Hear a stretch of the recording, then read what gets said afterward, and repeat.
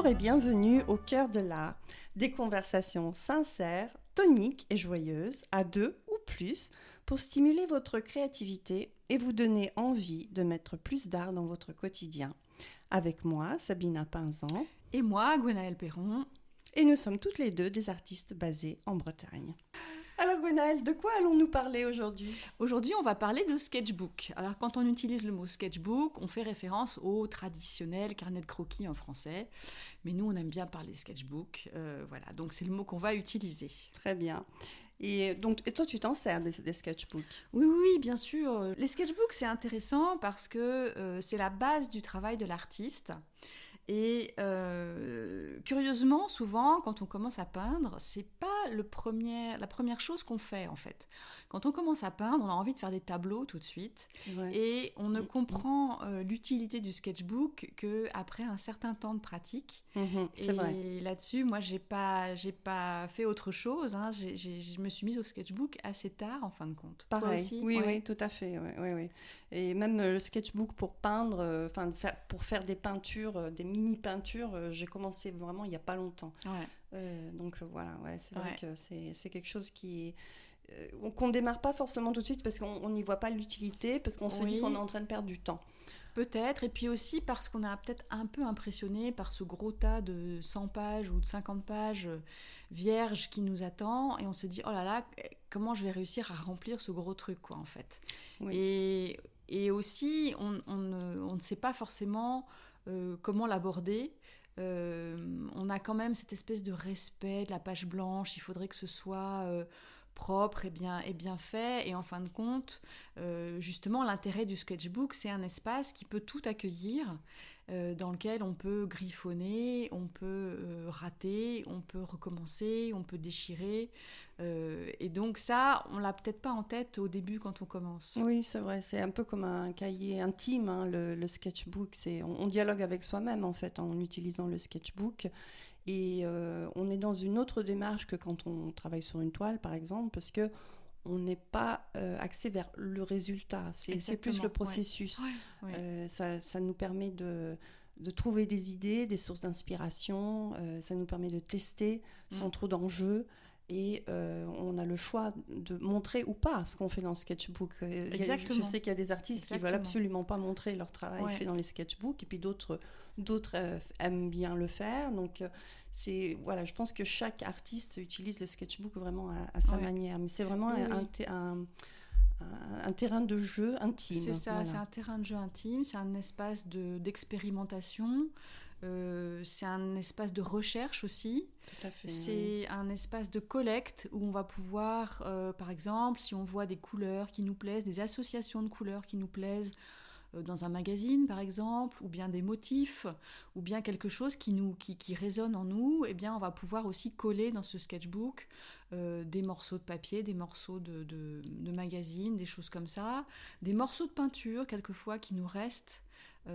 Et donc, on va remplir cet espace vierge de tout un tas de petites bribes de tas de choses. Oui, et puis on peut même écrire. Hein. C'est vrai que le sketchbook aussi, c'est une manière de prendre des notes sur des choses qu'on a vues ou sur des choses qu'on a entendues. Moi, je sais que personnellement, j'utilise le sketchbook pour prendre des notes sur des artistes qui m'intéressent, qui me plaisent. Ou si j'ai utilisé une couleur, j'ai réussi à mixer une couleur qui me plaît particulièrement, je vais noter... quelles sont les couleurs, comment j'ai atteint la recette. La recette de cette couleur. Donc voilà, et puis après on peut aussi des fois en peignant ça provoque un peu des pensées, des questions, et donc du coup ça nous permet moi je sais que je note des pensées qui me viennent en tête pour des futures peintures, mais même pour tout à fait autre chose, même pour la vie du quotidien. Et puis, il se peut aussi des fois que c'est utilisé pour noter un numéro de téléphone, quelqu'un nous appelle, ou une adresse. C'est vraiment un lieu où on peut être soi-même en toute impunité. On n'a rien à prouver, on n'a rien à montrer. C'est vraiment un endroit où on peut griffonner avec son stylo bic, où on peut faire des tâches avec sa tasse de café. C'est vraiment pas grave. Et à la limite, ça ajoute un peu justement du vécu sur les pages, quoi, en fin de compte. Et je pense que ça, c'est important aussi de s'autoriser à pas être trop précieux, à à laisser le travail se faire, même si ça bave, même si ça colle. Voilà, ça fait partie aussi du processus créatif. Oui, c'est la important. personnalité de l'artiste Voilà, aussi ouais. qui est englobée dans ce sketchbook. Et j'écoutais une artiste l'autre jour sur un autre podcast justement qui disait que quand elle s'est inscrite à l'école des beaux-arts, on lui a demandé de fournir des dessins, mais aussi de fournir ses derniers sketchbooks. Ah oui, carrément. Ouais, carrément. C'était aux États-Unis. Ah d'accord. Et donc, elle s'est dit, bon, je peux absolument pas montrer mes vrais sketchbooks parce qu'il y a tout et n'importe quoi dedans. Donc, elle allait acheter des nouveaux sketchbooks. Elle a fait plein de beaux dessins dedans. Ah ouais. Et c'est ça qu'elle a soumis au jury pour voir pour son acceptation à l'école. Et donc, quand ils ont reçu les sketchbooks, ils lui ont dit « Ok, c'est très bien, beau travail. Maintenant, tes vrais sketchbooks, ils sont où ?»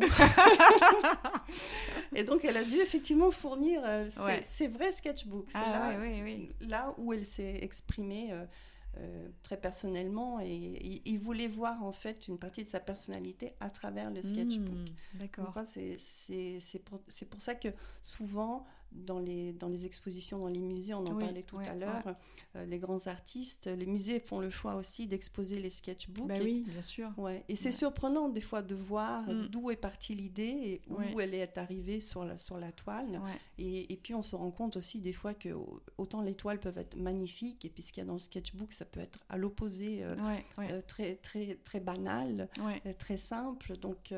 Voilà, le sketchbook, c'est vraiment différent pour chaque artiste et exactement, ça peut être d'une très grande simplicité aussi. Ouais. Et c'est vrai que moi, j'ai fait quelques vidéos sur ce sujet-là parce que je sais que ça intéresse beaucoup de monde. Alors, j'ai traité différents sujets. J'ai traité, par exemple, la peinture monochrome, utiliser une seule et même couleur. Bon, en général, je ne suis pas tout à fait mes propres consignes, mais bon... j'avais utilisé ça aussi pour explorer la marge, parce qu'on s'intéresse à la toile, mais tous les bords de la toile, souvent, on les laisse un petit peu dans le flou. Donc, ça avait été intéressant de travailler plutôt sur la marge. Et j'avais aussi travaillé sur le dialogue entre deux pages, en fait. Comment deux pages peuvent se répondre. Mais en faisant ça, bon, c'était dans un but de démonstration pour les vidéos, mais en le faisant, je me suis dit, il faudrait le faire 10 fois, 15 fois, 20 fois pour que le travail commence à vraiment signifier quelque chose, en fait. Parce que le sketchbook, c'est aussi un lieu d'approfondissement, c'est un lieu où on va mettre un germe d'idées, et puis on va laisser cette idée se développer et voir ce qu'elle devient au fil du temps, parce que souvent, quand on commence, on a une idée en tête, et c'est pas exactement ce qu'on veut faire, c'est une direction, mais on a besoin de ce laboratoire qu'est le sketchbook pour explorer l'idée et pour l'approfondir et pour la laisser se déployer en fait dans toute son étendue. Et donc, je pense qu'on peut déjà aussi parler de comment nous on utilise ces carnets de croquis. Donc voilà, tu donnes des conseils, tu as des vidéos sur YouTube sur le sujet, mais toi personnellement, comment tu Alors, jusqu'à maintenant, je ne suis pas très satisfaite de la manière dont je les ai utilisés, en fait, parce que ça partait un peu dans toutes les directions. C'est-à-dire que j'ai pas vraiment eu un travail cohérent et nourri dans un sketchbook. C'était plutôt vraiment, c'était laboratoire, j'essayais plein de choses. J'ai essayé de faire des petits croquis sur plusieurs pages, j'ai fait des peintures, j'ai fait des collages, j'ai fait des essais de couleurs, j'ai fait des choses comme ça. Est-ce que tu as différents sketchbooks, des sketchbooks dédiés que pour le dessin et d'autres que pour la peinture ou tu non, fais un justement, peu de tout? Et ça fait partie aussi un peu de ma frustration, c'est que à cause du temps de séchage, en général, je travaille sur plusieurs sketchbooks en même temps. Mais du coup, ça conduit à un éparpillement de ce que je fais en fait. Et moi, j'aimerais bien avoir un sketchbook dédié à l'exploration d'une idée ou d'une technique. Pas forcément. Alors en fait, j'aimerais bien avoir deux choses. Avoir quelque chose qui soit vraiment très focalisé sur un sujet. Et à côté de ça c'est mon grand fantasme que je n'ai pas encore réalisé, parce que je ne sais pas pourquoi, mais j'aimerais bien avoir un sketchbook qui soit un peu comme un journal créatif, si tu veux, et dans lequel je puisse tous les jours mettre à la fois ce qui s'est passé dans ma journée, ce qui m'a inspiré, ce que j'ai fait, des petits bouts de ceci, des petits bouts de cela. Et donc ça, c'est vraiment un peu mon fantasme, mais je me dis, ça va prendre un temps fou de faire ça. Mais tu écris déjà, non, tous les jours? Ouais, j'écris tous les jours. Ouais, c'est ça. Mais donc, voilà, il faudrait que j'arrive à trouver un moyen de remplir ça, je sais pas, le soir, par exemple. Mais le problème, c'est que le soir, je suis plus bonne à rien. Oui, t'es plutôt du matin. Ouais, je suis plutôt du matin. Et du coup, donc c'est dans cette direction-là que j'aimerais aller, parce que jusqu'à maintenant, ma pratique, elle était un peu trop brouillonne, quoi. Voilà. D'accord. Et toi, comment tu les utilises alors ? Alors écoute, moi j'ai toujours eu, je crois, j'ai toujours eu des carnets de croquis pour dessiner. Parce que j'ai toujours aimé beaucoup dessiner, donc j'ai toujours dessiné. Donc c'est des carnets de croquis avec du papier exprès pour le dessin. D'accord, et donc pas adapté pour la peinture. Ouais. Et puis dernièrement, c'est vraiment que dernièrement, et je me pose la question pourquoi j'ai pas fait ça avant. J'ai acheté des carnets qui sont adaptés aussi à la peinture. Oui, bien sûr. Et donc là, je fais mes croquis de peinture, on va dire. Et en fait, c'est quelque chose que je fais régulièrement maintenant. Ouais. Et je trouve ça génial parce que... alors, la raison pour laquelle j'ai commencé aussi, c'est parce que moi, mon style navigue un peu entre le figuratif et l'abstrait. J'aime les deux, j'arrive pas à me décider sur l'un ou sur l'autre. Donc, je garde toujours un pied dans chaque... Mais t'es pas obligée de te décider, tu peux faire les deux. Exactement. Et j'ai pensé, ça serait intéressant de développer une idée partant d'une image très figurative et de l'emmener vers l'abstrait. Tout à fait. Et inversement, partir de quelque chose de très abstrait, donc vraiment se lâcher sur la page et essayer au fil du temps de ramener cette image très abstraite vers quelque chose de plus figuratif. Et alors donc, ça me paraît plus facile à faire dans un sens que dans l'autre quand même. Ça dépend. Mais je trouve cet exercice très intéressant. Ouais. Et c'est vraiment, pour moi, c'est comme un jeu. Enfin, ça m'amuse énormément. Après, je l'utilise aussi parfois quand j'ai déjà une idée de peinture en tête, mais je veux un peu sortir des codes habituels de couleurs. Donc, je n'ai pas forcément envie de faire un ciel bleu et la mer bleue, l'herbe verte. Je me dis, j'aimerais bien voir qu'est-ce que ça fait si l'herbe est rouge. Voilà. Et donc, je fais ces croquis de peinture en testant des couleurs différentes. D'accord. Et voir quelle ambiance ça peut donner, quels effets je peux obtenir. Et voilà. Donc, voilà, j'en ai de différents types. J'en ai un tout petit, j'en ai un peu plus grand. Et puis, pour le dessin, c'est une taille standard A3. Voilà. Et toi, moi, j'en ai un certain nombre. Oui, tu disais, tu en as plusieurs. Des petits, des grands. J'en ai des grands. J'ai un petit que j'avais commencé aussi. Alors, un petit dans lequel j'ai fait de la gouache. Parce que moi, j'aime bien explorer aussi d'autres médiums, d'autres techniques. Et j'en avais un aussi où j'ai commencé à faire des croquis au crayon, après avec du feutre noir et puis un peu d'aquarelle, tu vois. Ouais. Donc tout ça, c'est des choses que j'aimerais bien poursuivre aussi parce que c'est intéressant. Et c'est vrai que de varier les formats, c'est bien. Ça te permet d'explorer des choses sous des angles différents. Et là, en fait, en ce moment, moi, je sens que ma peinture, elle est en train d'évoluer. Je suis en train d'aller vers autre chose et je pense que je vais utiliser le sketchbook justement pour développer ces idées, pour explorer ces idées, parce que je me sens pas forcément d'aller sur une toile tout de suite, tu vois. Et donc je pense que ça va être un moyen de jouer avec mes idées sans enjeu, sans attente de résultats, avec beaucoup de liberté.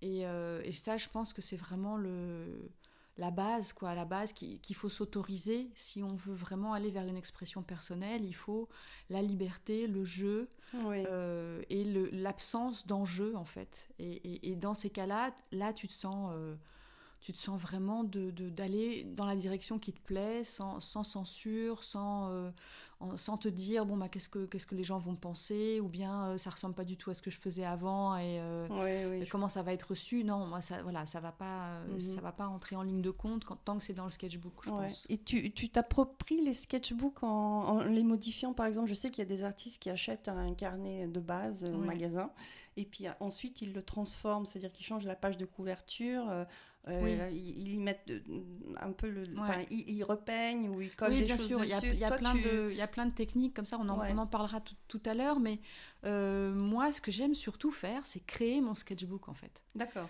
J'adore l'idée de créer à la fois le fond et la forme. Et donc j'en ai créé quelques-uns grâce à des pliages, du collage, des choses comme ça, ou de la reliure. Et ça, c'est vraiment mon dada, que je partage souvent quand je fais des stages et tout, parce que je trouve ça vraiment... Là, pour le coup, on est vraiment dans un objet personnel, quoi. Oui, tout à fait. Alors, c'est pas l'objet relié qu'on achète dans le commerce, qui est bien aussi, hein, mais on est dans un carnet un peu plus petit, et là-dessus, peut-être que je ferai un article en lien avec ce podcast sur mon site pour montrer quelques-uns des sketchbooks que j'ai faits à la main, quoi, parce qu'il y a plein d'idées aussi à piocher. Tu vois, j'en avais fait un tout petit, avec un pliage d'une feuille découpée et pliée que tu peux mettre vraiment dans la poche arrière de ton pantalon en allant te balader. C'est pratique. Voilà. Et j'étais partie avec juste ça et un stylo. Et donc en me baladant dans différents lieux, je faisais un petit croquis, alors d'une branche, d'un arbre, voilà. Si tu veux corser les choses, tu peux coller ou bien faire déjà des taches de peinture dessus et puis compléter après, ou le faire une fois que tu es rentré chez toi et tout. Mais j'ai trouvé que ça, par exemple, c'était quelque chose que j'aimerais bien refaire, d'avoir un petit croquis comme ça. Alors tu vas te balader en ville ou n'importe où, hein, et puis tu vois une terrasse de café, tu vois un pot de fleurs, tu vois un bateau, n'importe quoi, et tu les fais in situ, et tu peux en faire un comme ça tous les jours, toutes les semaines, enfin, voilà. Et ça, j'adore ce genre de choses, quoi. Je trouve ça vraiment... Et tu aimes bien travailler dehors, en fait, ou tu travailles principalement oui, j'aime bien, dans ton atelier? Je trouve que je le fais pas assez, mais j'aime bien, oui, j'aime bien. Je l'ai fait un peu l'été dernier, et oui, c'est ça qui est bien aussi avec le sketchbook, quoi. C'est que tu peux l'emmener, te mettre à la terrasse d'un café, ou... sur un muret ou n'importe où sur la plage, dans un chemin. Oui. Et toi, tu les utilises en extérieur? Alors non, je fais pas parce que en fait, j'ai trop peur qu'il y ait quelqu'un qui me regarde. Je suis vraiment quelqu'un qui aime bien son espace intime, et j'ai vraiment besoin d'être dans mon atelier.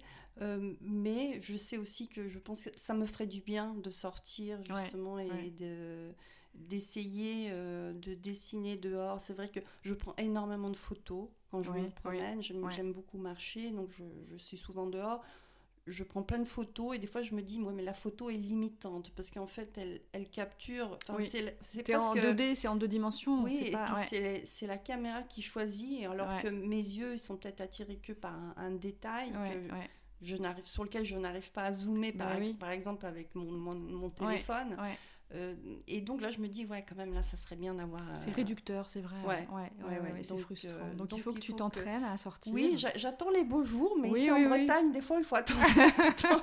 Alors il faut partir avec ton parapluie, ton carnet de croquis et te mettre à l'aquarelle, comme ça tu auras l'eau directement disponible.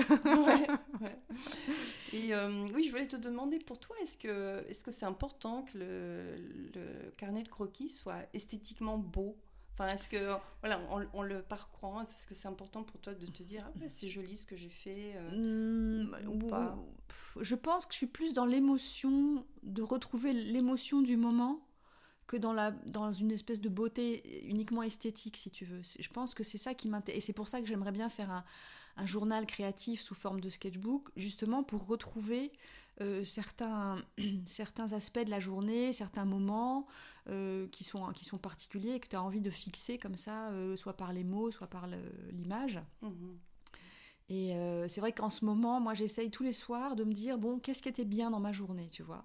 Ça, c'est bien. Donc, je fais une liste de tout ce qui était bien. Et des fois, je suis devant mon truc et je me dis, mais je vais rien trouver. Mais en fait, si, je trouve 5, 6... trouve toujours. Voilà, on trouve toujours, en fait. Et je me dis, ça, ce serait peut-être une bonne idée, tu vois, de mettre ça dans un sketchbook, mais sous forme à la fois de mots, d'illustrations, de croquis, de petits bouts de papier qui me resteraient si j'ai fait une visite quelque part, si j'ai payé un ticket de bateau, n'importe quoi, de le mettre dedans, tu vois. Un peu comme on fait un carnet de voyage, mais qui serait un carnet de journée, qui serait un carnet de semaine en tout cas. Oui, c'est intéressant que tu intègres en fait ta vie dans le sketchbook. Ouais, voilà, c'est ça. Un peu ouais, ça. Ouais. Alors que moi, je ne suis pas du tout dans cette démarche avec mes sketchbooks. C'est vraiment un outil de travail. On est sérieux. Non, on n'est pas sérieux. J'aime bien jouer dans mes sketchbooks. Ouais, Donc, j'aime bien, par exemple, me donner un temps limité, me dire, OK, je lance le timer, je me donne 15 minutes ça c'est très bien aussi, pour faire des peintures sur 2 pages. Ouais. Et puis pour le dessin, pareil, je me donne 5 minutes pour faire un croquis. Ça te force à vraiment pas aller dans les détails, et c'est aussi une bonne manière de rentrer, enfin de commencer l'activité. Oui, tu vois, quand tu commences dans ton atelier, si avant tu faisais tu te chauffes, quoi. Tu te chauffes. Exactement.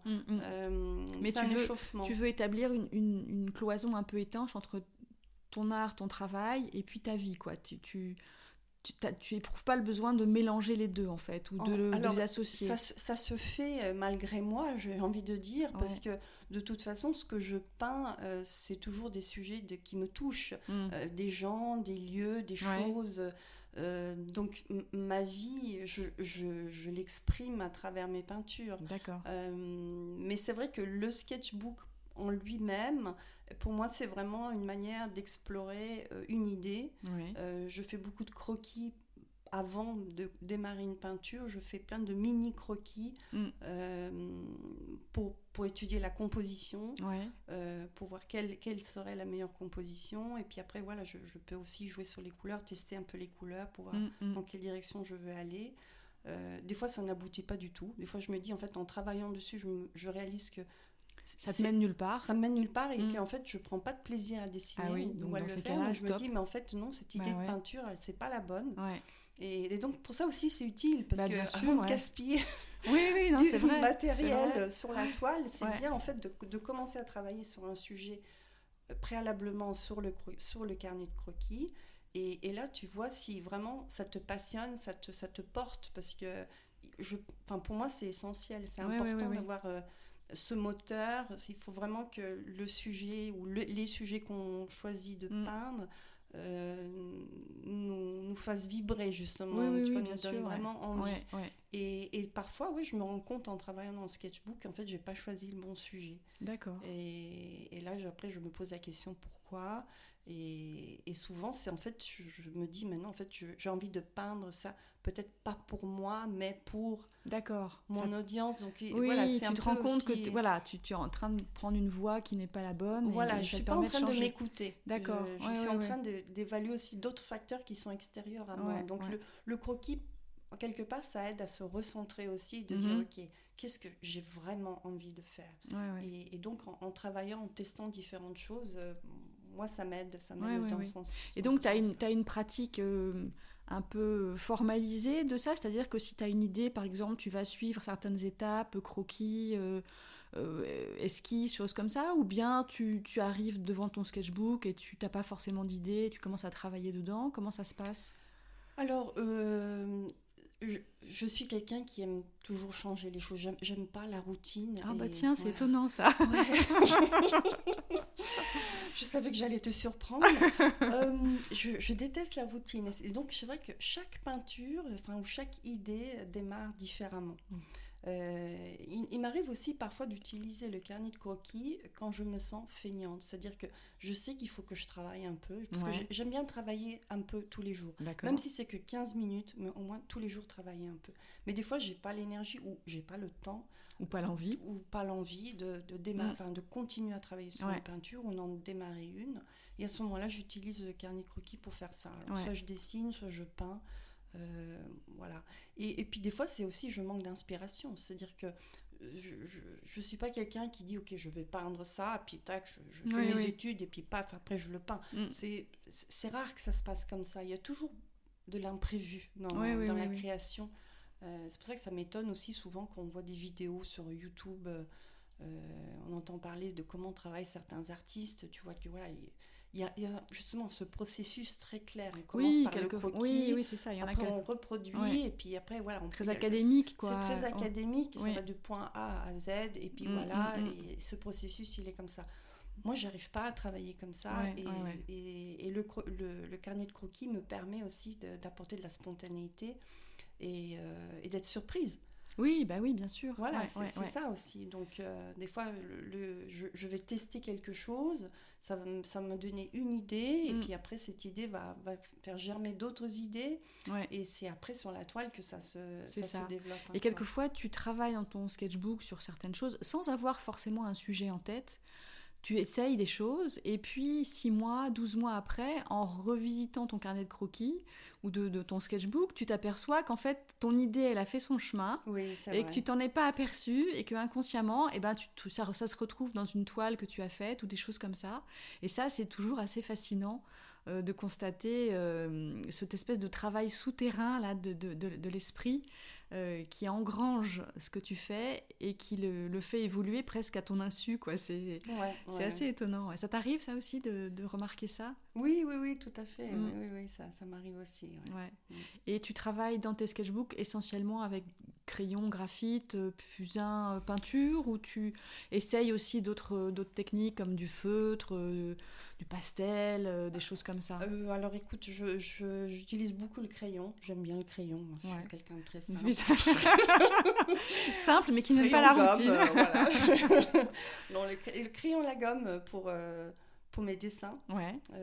Et puis pour la peinture, j'aime bien l'acrylique parce que ça sèche vite. Bah oui. J'utilise pas la peinture à l'huile parce que je trouve que déjà sur le papier, je suis pas sûre que ce soit très adapté. Alors il y en a qui le font, il y a des artistes qui ont des carnets de croquis pour faire leurs études de peinture à l'huile. Moi, je trouve c'est un peu dommage d'utiliser de la peinture à l'huile. Déjà, c'est plus cher, et puis ça sèche pas vite. Donc, moins vite que l'acrylique. Oui, bien sûr. Donc, voilà. Pour moi, il y a aussi cette notion que le carnet de croquis est quelque chose sur lequel on peut commencer. Il faut que ce soit pratique, quoi. Quand on veut, recommencer. Et c'est vrai que s'il faut attendre que ça sèche pour tourner la page, c'est un peu embêtant. Mais donc, voilà, tu t'en tiens à la peinture, t'essayes pas d'autres... Oui, alors j'ai le pastel. En fait, pastel, d'accord. Pastel sec ? Pastel sec, j'aime beaucoup le pastel sec. En fait, à une époque, je peignais que avec ça. Et c'est vrai que c'est sympa, j'aime bien m'en mettre plein les doigts. Et on en met partout et c'est dégoûtant, mais qu'est-ce que c'est bon. Non, c'est super en fait le pastel, parce que c'est vrai qu'on a le contact direct avec la surface du support qu'on utilise. Donc on n'a pas de pinceau, on n'a pas de couteau, on n'a rien, c'est juste nos doigts. Et je trouve que ça aide le processus créatif, parce qu'on retombe un peu dans l'enfance, en fait, avec les pastels. Mais tu peux le faire aussi. Mais moi, ça m'arrive même de le faire avec de l'acrylique, en fait, de peindre avec les doigts. Avec tes doigts, j'ai vu que tu faisais ça des fois. Et c'est vrai que c'est vachement sensuel comme impression, quoi, en fin de compte, d'être en contact avec la page et avec le médium. Oui, ça peut être intéressant de peindre avec les doigts au début, par exemple, et sans trop regarder, d'ailleurs, sans trop regarder ce qu'on fait. Et comme ça, on se crée une base qui est vraiment inattendue, quoi. Ou alors de la peinture au doigt sur des petites études, par exemple, si tu veux dessiner des fleurs ou des choses comme ça, ça peut être intéressant de faire ça aussi. Mais bon, là on dérive. Alors Sabina, moi je suis curieuse de savoir comment tu passes du travail que tu as fait dans le sketchbook au travail sur la toile, en fait. Est-ce que tu peux nous expliquer un petit peu comment tu fais ? Comme je disais tout à l'heure, le sketchbook, c'est un lieu d'exploration, donc il n'y a pas un lien toujours très linéaire. C'est-à-dire que c'est pas parce que j'ai exploré un sujet dans le sketchbook que je me dis, voilà, ah oui, je sais ce que je vais faire, et puis hop, les dernières versions sur le sketchbook réapparaissent sur la toile ou mon support final. Mais comme je disais tout à l'heure, en fait, dans le sketchbook, en travaillant un sujet, je vais découvrir des choses qui me plaisent, donc des formes, la composition. Alors ça, c'est quelque chose par contre qui est assez systématique chez moi. Quand je porte une grosse attention à la composition. Oui, en fait. Tout à fait. Surtout quand je fais du figuratif. D'accord. Là, je vais faire en anglais on dit thumbnails, mais c'est des dessins miniatures en fait de la peinture, mais c'est vraiment tout des petit. Des petites vignettes, quoi. C'est des petites vignettes de 4 par 4 cm, donc c'est tout petit. Et je vais en faire plusieurs. Je vais en faire 5 ou 6 par exemple sur le même sujet. D'accord. Et là, je vais modifier, je vais modifier... Comme si tu cadrais différemment, en fait. Exactement. D'accord. Et ça me permet de voir quelle est la composition qui me plaît le plus. Et ça après, je transpose directement sur le support final. Voilà, donc ça, d'accord. je le fais. D'accord. Par contre, sur les études faites avec la peinture et tout ça, ça va peut-être m'aider après pour le choix des couleurs, mais c'est pas forcément vrai, parce que ce qui se passe, c'est que ce processus de spontanéité, d'exploration dans le sketchbook, il commence dans le sketchbook. Bien sûr, et continue sur le support final. Donc des fois, je me dis, tiens, je vais transposer ce que j'ai dans le sketchbook, mais au final, quand je suis sur la toile, il y a l'imprévu. C'est ça, et j'adore ces moments-là aussi. J'aime bien laisser un peu les choses se faire toutes seules. Et en fait, en peignant aussi, j'aime pas partir avec une idée précise du résultat final. Oui, moi non plus. Je mets vraiment l'accent. Tu veux te laisser surprendre, quoi. Me laisser surprendre et je veux apprécier le processus. Donc, autant c'est pour un artiste, c'est vraiment super d'aboutir à une peinture. Et d'en être content, se dire j'ai fait quelque chose qui me plaît beaucoup.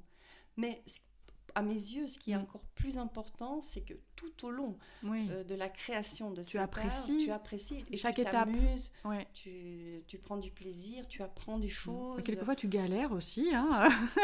Souvent même. Mais en fait, il faut aimer ça aussi, en fin de compte. Je pense que c'est essentiel. Je pense qu'il faut apprendre à aimer l'adversité que t'oppose la toile quelquefois. Et ça, c'est quelque chose qu'on apprend à faire au fur et à mesure, et c'est quelque chose qui peut rebuter les gens quand ils commencent. C'est-à-dire qu'au début, tout paraît facile, hein, c'est un peu comme dans le mariage. Hein. Les premières années sont merveilleuses. Comme ça, non Les premières années sont merveilleuses, et puis au bout d'un moment, on découvre les défauts les uns des autres, et là, ça va plus du tout. Mais non, c'est vrai que moi, je sais qu'il y a des fois, il y a des jours, je suis pas dans l'humeur de créer, ou alors il y a des choses qui me résistent. Je sais qu'il y a une toile sur laquelle j'ai retravaillé, mais je sais pas, 10 fois, et j'ai fait à chaque fois des choses différentes, mais le truc me résiste. C'est un support qui me résiste, il veut pas que j'aboutisse dessus, quoi, tu vois. Donc j'ai fini par la mettre de côté et puis par l'oublier. Tu crois, alors à ce moment-là, voilà, quand on arrive, ça me fait penser à ça, quand on arrive dans une situation comme ça, où tu as une peinture sur laquelle tu n'arrives pas à aller de l'avant, est-ce que à ce moment-là, tu ne crois pas que le sketchbook pourrait t'aider Oui, le sketchbook ou bien l'application Procreate. Ah, tu utilises Procreate. Oui. Alors Procreate, pour ceux qui ne connaissent pas, c'est une application qui est utilisable sur iPad. Et avec l'iPad vient un stylo, en fait. Et donc, c'est vraiment comme si on avait une feuille blanche et un stylo. Et on peut faire tout un tas d'effets, d'aquarelles, d'acrylique, de crayons, de feutres. Donc, on peut vraiment travailler comme sur une surface réelle. Et c'est vrai que quand une toile, on la voit évoluer, mais on n'est pas sûr de soi, ou qu'on a un doute sur une couleur, sur un élément, Procreate peut permettre de prendre cette toile en photo et de travailler dessus virtuellement avec le stylo. Et là, justement, ça permet de faire des essais sans les faire en vrai, parce que quelquefois c'est difficile de revenir en arrière. C'est sûr. Et donc, quand on est à la recherche d'un équilibre, par exemple, ou quand on voit qu'il y a une couleur qui ne va pas, ou quand il y a des choses comme ça, c'est un outil très utile pour faire ce genre de choses. Et puis, c'est un outil très utile aussi pour l'exploration pure par le jeu, parce qu'on peut obtenir tout un tas d'effets. On peut prendre, par exemple, un fond en photo, s'en servir et recréer par-dessus. Ouais. Et il y a pas mal d'artistes aujourd'hui qui font des œuvres digitales, en fait. Oui, t'en penses quoi à propos de ça, justement ? Qu'est-ce que t'en penses ? Je sais pas, j'ai pas d'avis vraiment là-dessus. Je trouve que c'est quelque chose d'intéressant à faire. Après, c'est pas du tout la même chose que quand tu te coltines avec la matière, hein, c'est complètement différent. Ouais. Ça permet effectivement une reproduction facile. Bon, après, voilà, est-ce que c'est bien, pas bien, j'en sais rien. Est-ce que tu penses que Procreate, comme application, peut être un substitut au sketchbook papier, on va dire? Oui, je pense que ça peut être, par exemple, si tu es en voyage, tu pars avec ta tablette, ça peut être effectivement un substitut. Et tu peux créer comme ça des pages que tu vas rassembler après au retour. Ouais. Tu peux pas, je crois pas que je pense que tu peux faire que des pages. Je suis pas sûre que tu puisses faire des carnets dessus. Mais tu peux ensuite exporter tes images et puis sous un format photo par exemple et puis les rassembler dans un carnet après. Oui, je pense que ça a une utilité. Je pense que c'est complémentaire en fait. Je pense que ça va pas remplacer le papier, ça va pas remplacer le plaisir de travailler sur le papier, mais c'est complémentaire, ça permet une autre approche, ça permet de modifier sa toile sans intervenir directement dessus, ça permet de jouer, ça permet de créer des effets un peu différents. Et ouais, je pense que c'est complémentaire en fait. Ouais. Toi, tu t'en sers sur ton téléphone, je crois. Oui, moi j'ai la version Pocket de Procreate. Et en fait, j'aime bien parce que ça reste tout petit. Parce que c'est un petit téléphone. Oui, c'est ça. Ouais. Mais j'utilise beaucoup mon téléphone pendant que je peins. C'est-à-dire qu'à différentes étapes de la peinture, je vais prendre des photos et pour voir où j'en suis. Parce que c'est vrai qu'on a besoin de prendre du recul par rapport à nos peintures. Quand on est à fond dedans pendant 1 heure ou 2, on perd un peu la notion de si on est en train d'aller dans la bonne direction ou pas. C'est ça. Et donc, je prends une photo, ça me permet de voir avec un regard différent ce que je suis en train de faire. Oui, ça éloigne un peu la toile de toi, en fin de compte. Oui, c'est ça, ouais. Et donc, Pocket Procreate me permet... Bon, je peux uploader donc, la photo de mon tableau dans l'application. Et là, si par exemple, j'ai un doute sur comment continuer, je peux vite tester, je peux vite changer la couleur de quelque chose, je peux ajouter un nouvel élément. Voilà, et c'est pas facile à utiliser parce qu'on ne peut que utiliser son doigt, on peut pas utiliser un stylo ou quoi que ce soit. Un instrument fin, quoi. Donc il faut souvent zoomer, c'est ça, pour faire des changements un peu rapides et... Oui, mais je trouve que c'est très utile. Justement, comme tu disais, ça permet de... Voilà, surtout pour les changements radicaux, on va dire. C'est ça. Ça permet de tester rapidement. Ok, je pense que j'ai envie d'aller dans cette direction, mais avant de le faire, je vais quand même juste valider. Je trouve que pour ça, c'est très utile. Et donc complémentaire au sketchbook, mais qui est utilisé pour moi plus en amont d'une création, mais aussi au milieu de la création. C'est-à-dire que comme tu parlais d'avoir des difficultés avec une peinture, c'est vrai que là, ça m'est arrivé aussi de me dire, ok, comment je peux faire? Et donc, je reproduis un petit croquis de la peinture là où elle en est à ce moment-là. Et après, j'essaye de développer autrement dans le sketchbook. Et voilà, donc on peut s'en servir en fait à toutes les étapes de la création, je pense. Oui, c'est vrai. Pour terminer, je voulais proposer quelques techniques, quelques manières d'utiliser le sketchbook en fait, auxquelles on ne pense pas forcément. Oui. Donc on peut effectivement travailler directement dedans, on peut travailler sur une page, on peut aussi utiliser des peintures qu'on aurait faites sur papier et puis venir les coller dans le sketchbook, ou seulement des morceaux de certaines peintures. Ça peut être des morceaux qu'on a envie de réagencer, par exemple. Un exercice qui est très intéressant à faire, c'est de faire une peinture ou un croquis, notamment si on veut aller vers l'abstraction. Faire un croquis ou une peinture sur une feuille, de déchirer cette feuille ensuite, soit avec les doigts, soit avec des ciseaux, de la découper, et puis de réagencer les morceaux autrement. Et là, c'est un bon exercice, par exemple, pour aller vers l'abstraction ou pour aborder son sujet d'une manière différente.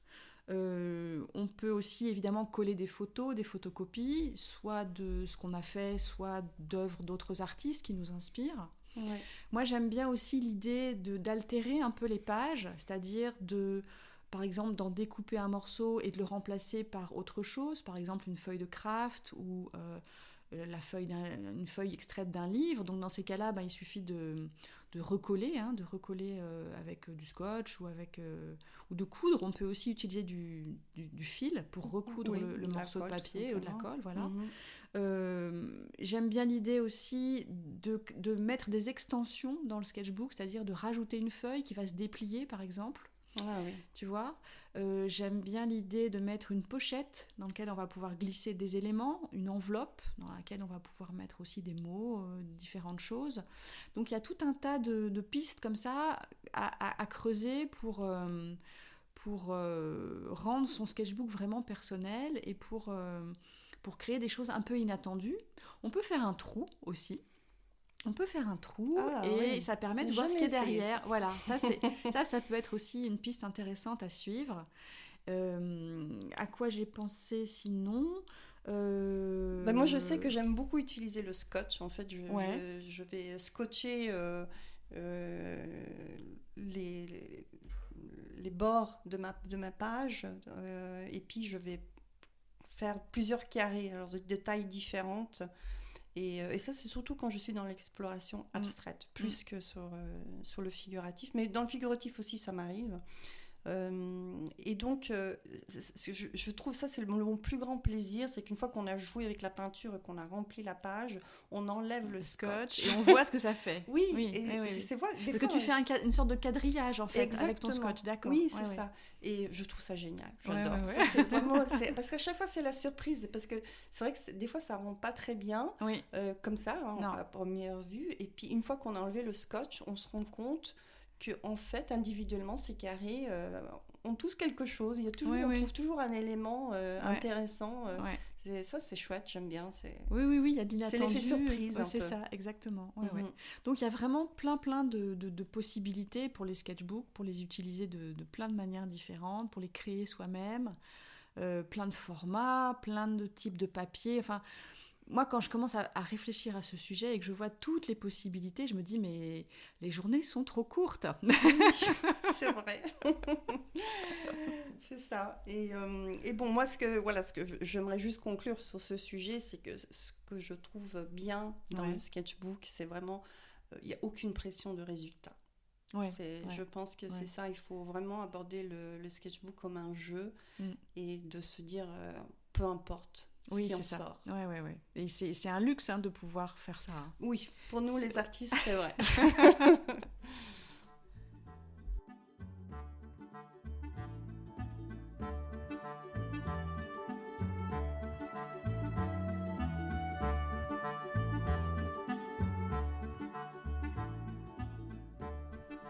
Alors Sabina, qu'est-ce que tu as fait cette semaine ? Alors cette semaine, j'ai fait plein de choses, pas toujours agréables, mais c'est des choses que je devais faire. D'accord. J'aurais bien aimé peindre, en plus, vu la météo, c'était le bon moment pour rester chez soi et peindre, mais j'ai pas pu le faire, parce que en fait, la saison pour les artistes commence vraiment maintenant, avec le printemps, il y a beaucoup d'expositions. Et donc, pour moi, ça va démarrer déjà ce dimanche. Et après, pour les mois qui suivent aussi, j'ai pas mal d'expositions programmées. D'accord. Et donc, je devais faire tout ce que les artistes doivent faire quand ils décident d'exposer, c'est de préparer les peintures. Donc, les vernir, retravailler les bords, trouver le matériel, penser aussi à comment exposer. Donc, il faut beaucoup d'éléments. Ça, c'est le côté un peu ingrat du travail de l'artiste. Oui, c'est vrai. Parce que c'est assez fastidieux, en fait. Oui. Il n'y a pas grand-chose de créatif dans tout ça. C'est assez mécanique. Et... Alors, qu'est-ce que tu fais ? Tu écoutes un podcast pendant que tu fais ça ? Alors, j'écoute des podcasts ou j'écoute de la musique, tout simplement. Et puis, j'aime bien aussi travailler dans le silence. Ça me permet de mieux me concentrer des fois. Donc, mais voilà, j'ai passé, en fait, cette semaine... à m'occuper de tout ça, mais je suis satisfaite parce que j'ai fini. Bon, c'est bien. Donc mes peintures sont prêtes. Je suis prête. J'ai tout l'équipement qu'il me faut, les cimaises, les tiges, les crochets, tout. Donc c'est bon. Bon, c'est bien, super. Et toi, Gwenaëlle, qu'est-ce que tu aimerais partager ? Moi, j'ai eu une expérience intéressante. J'ai participé à un atelier d'écriture collage, en fait, à la Galerie Méandre, dont j'avais parlé la dernière fois à Huelgoat, qui donc présente 2 artistes qui sont tous les 2 inspirés par ce qu'on appelle le réalisme magique. Le réalisme magique, on pourrait appeler ça par l'irruption de l'irréel dans le réel, en fait. Mais une irruption qui ne s'explique pas, une irruption qui serait totalement normale. C'est-à-dire que si tout d'un coup, on voit un dinosaure entrer dans la pièce, eh bien, il n'y a rien à expliquer. Le dinosaure va traverser la pièce et ressortir par la porte. Et tout va bien, on est dans le réalisme magique. Voilà. Ah, d'accord. Tu es soulagée. Oui. Et donc, le matin, c'était atelier d'écriture et l'après-midi, c'était collage. Et donc, l'écriture, Brigitte Mouchel, qui animait l'atelier, par une sorte de recette, de procédé, nous a amené à écrire un texte qui ressortait un peu du réalisme magique, qu'on trouve au niveau littéraire beaucoup chez les auteurs sud-américains.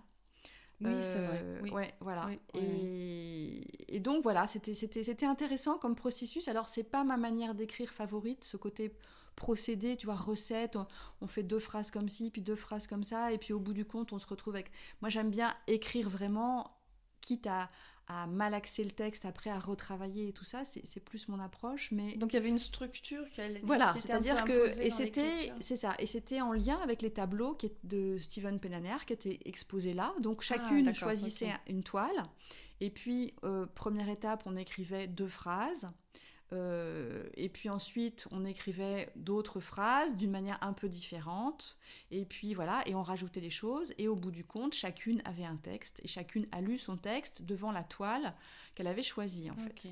C'était très intéressant et les résultats étaient vraiment très chouettes. Oui, ça provoque comme ça stimule la créativité, ça stimule la fantaisie, l'imaginaire. Oui, c'est sympa. Et c'est vrai que l'idée de réalisme magique, moi j'ai trouvé ça très intéressant à explorer, aussi bien dans l'écriture que dans la peinture. Je me dis, ça ouvre plein de pistes, en fait, parce que on vit dans un monde assez cartésien, assez rationnel, où le scientifique est un peu prédominant, et on ne fait pas assez la place à tout ça, à tout ce qui est imaginaire, à tout ce qui est spiritualité, à tout ça. Et je pense que c'est bien d'en remettre un petit peu aussi dans son quotidien, tu vois. Donc ça peut être un bon moyen de le faire. Et l'après-midi, c'était collage. Et donc là, on est parti de l'idée de paysage en travaillant sur différents supports. Et pareil, l'animatrice Irvi nous a donné des éléments au fur et à mesure qu'on devait rajouter à nos collages, en fait, sans savoir ce qu'elle allait nous donner. Et donc, il y avait un peu d'enjeu aussi de savoir comment on allait intégrer ces nouveaux éléments dans ce qu'on avait déjà fait. D'accord. Donc, en fait, il y avait un lien entre le travail fait l'après-midi et celui du matin. Voilà, ouais. Dans le côté processus, si tu veux. Voilà, avec des éléments qu'on ajoute au fur et à mesure et qui finissent par créer quelque chose au final. Donc, on était une bonne dizaine. Ah, quand même. Ouais, on était une bonne dizaine et oui, c'était très riche. Et ça se passe où alors? Ça se passe à Huelgoat, à la Galerie Méandre. Ok. Et donc, il va y avoir une deuxième session le week-end du 18 et 19 juin. Il y aura une partie qui sera à la Galerie Méandre et une partie qui se passera à Crozon. Je crois qu'il y a un jour à Huelgoat, un jour à Crozon. On est libre de participer aux 2 ou seulement à une journée. Et oui, ça peut être une expérience vraiment intéressante si on aime l'écriture. Ouais. Et il faut avoir déjà une formation. Pas du tout. Ah non, voilà, pas du tout. On peut être totalement novice on peut à être l'écriture et au collage. Exactement. Et je pense que c'est pour ça que l'animatrice de l'atelier d'écriture, Brigitte Mouchel, avait choisi ça. C'est parce que justement, elle ne connaissait pas le niveau de chacun. Et c'est vrai qu'il y a des gens qui, l'idée d'écrire, ils sont pas très à l'aise avec ça. Et donc, en suivant ce genre de processus, ça permet d'obtenir un résultat satisfaisant d'une manière assez naturelle. En fait, le texte s'écrit tout seul, petit bout par petit bout. Et c'est beaucoup moins effrayant que de se dire, faut que je ponde un texte, quoi. C'est pas du tout la même approche. Ouais. Et toi, tu en as tiré quoi lors de cette journée moi, j'en ai tiré cette ouverture, justement, sur quelque chose de différent, sur comment faire entrer dans ton quotidien, dans ton écriture, dans ta peinture, tes dessins, des éléments qui seraient qui feraient partie de l'imaginaire, par exemple, qui seraient un peu irréels ou qui seraient par exemple, je sais pas, des silhouettes d'animaux qui n'existeraient pas, tu vois, enfin des choses comme ça, pourquoi pas? Ça peut être une piste intéressante, des végétaux qui n'existent pas, des oiseaux qui n'existent pas, enfin tu vois, ça débloque quelque chose. On sort un peu du réalisme, on sort du figuratif pour aller faire quelque chose de plus poétique en fin de compte. Oui, et puis j'aime bien cette idée de organiser cette journée, comme tu disais, morceau par morceau. Voilà, ouais. Je trouve ça c'est intéressant parce Oui. que du coup ça rend les choses plus digestes, Oui, plus, bien sûr. plus faciles à aborder et avec moins d'enjeux. C'est ça. Donc j'aime bien cette idée-là, c'est à retenir Oui, pour c'est plein de choses. Ouais, c'était très riche de plein de choses en fin de compte, et c'est vrai que t'es pris dans le truc que tu es en train de faire, donc sur le moment tu te rends pas forcément compte, mais après avec le recul tu te dis ah mais oui, ça pourrait donner lieu à telle et telle chose, ou bien je pourrais m'amuser justement à réécrire des textes de cette façon, ou à construire une peinture, ou en tout cas un collage par exemple de cette façon, tu vois. Et donc voilà, ça ouvre des portes de participer à ça, et puis c'est toujours enrichissant d'entendre ou de voir les résultats que les autres ont obtenus aussi. C'était très varié, hein, chacun avait vraiment... D'accord.